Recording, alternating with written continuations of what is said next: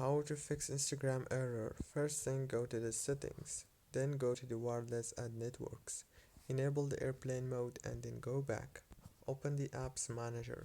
When you open the apps manager, now click on Instagram, click on force stop and then go to the storage. Click on clear data and clear cache. Go back again, click on data usage. Make sure that all these options are enabled. Go back to the settings on your phone.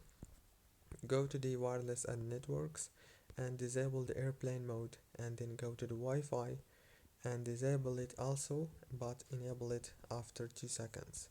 After that, restart your phone and reopen Instagram, and that's it.